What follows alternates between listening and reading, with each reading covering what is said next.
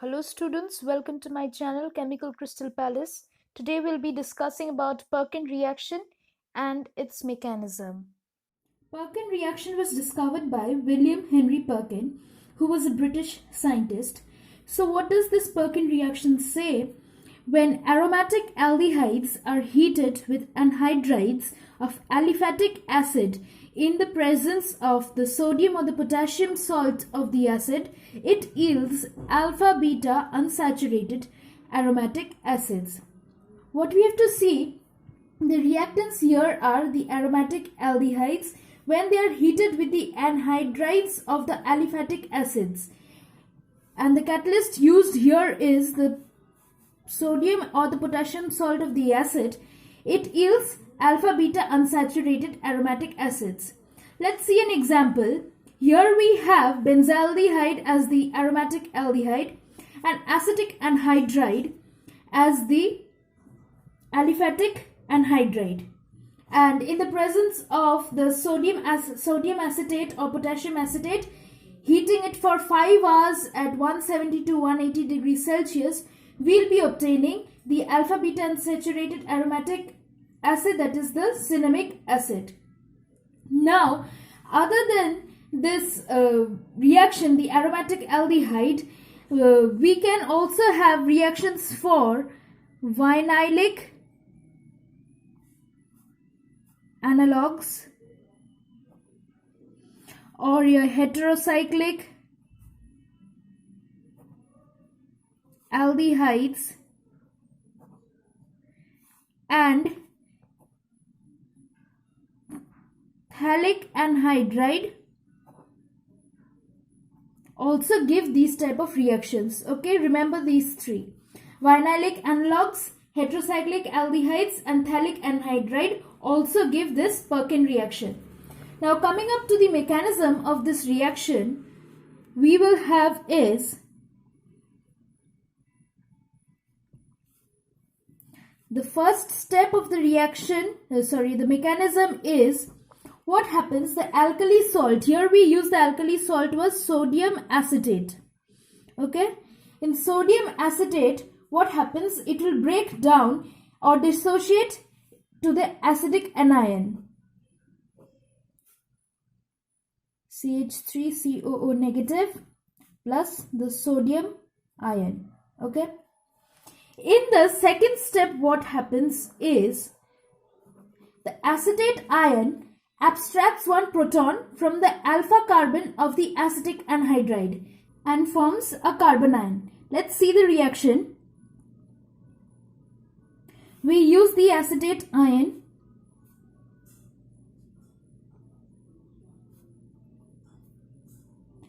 and we write the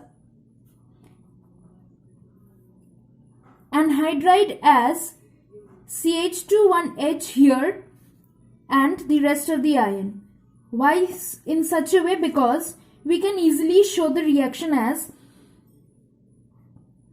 like this way. The oxygen from the acetate ion abstracts one proton from the anhydride to form the corresponding carbon ion and acetic acid. From this portion we get the acetic acid and this anhydride forms the carbon ion. Okay, in step 3 we have is the carbon ion will attack the aromatic aldehyde. Here used is benzaldehyde.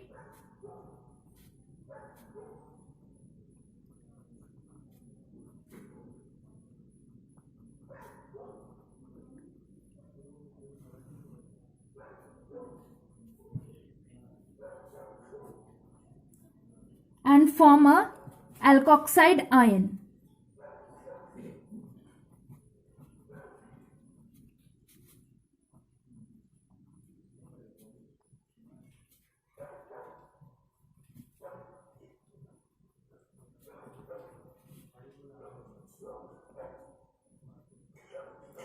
This species is called the alkoxide ion.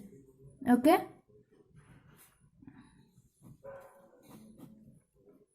Step 4, what will happen is the alkoxide ion which we got in step 3 will abstract a proton from the acetic acid to form an aldol type product. Let's see how it happens.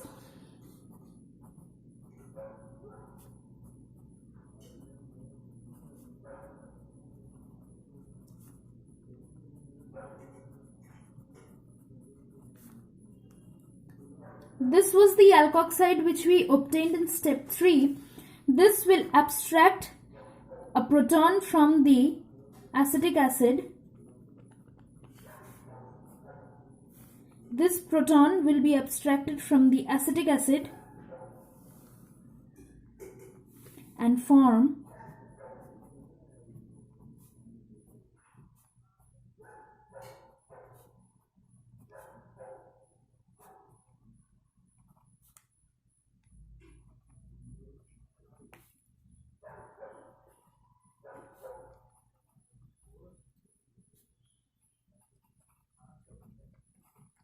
this species is called the beta hydroxy anhydride. Now, when this beta hydroxy anhydride is heated at a temperature of about 170 to 180 degrees Celsius, it undergoes condensation by losing a molecule of water and forms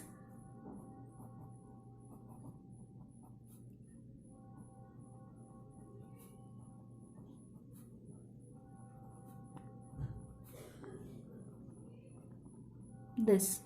The water molecule will be lost from the alpha and the beta position. Why this is called the alpha position? Because this carbon is next to the carbonyl carbon. So this position is called the alpha carbon and the next is the beta carbon. The hydrogen will be lost from the alpha position and the OH group will be lost from the beta position. Okay, and form this species. Now this species will again undergo hydrolysis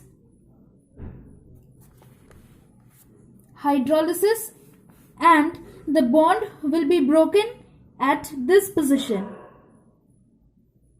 We know water exists in the form of H plus and OH minus. In this bond, the negative part, the partial negative charge will be on the oxygen atom and the partial positive charge will be on the carbon atom. So now the OH group will attack the carbon atom and the H plus will attack this O negative part. So we will get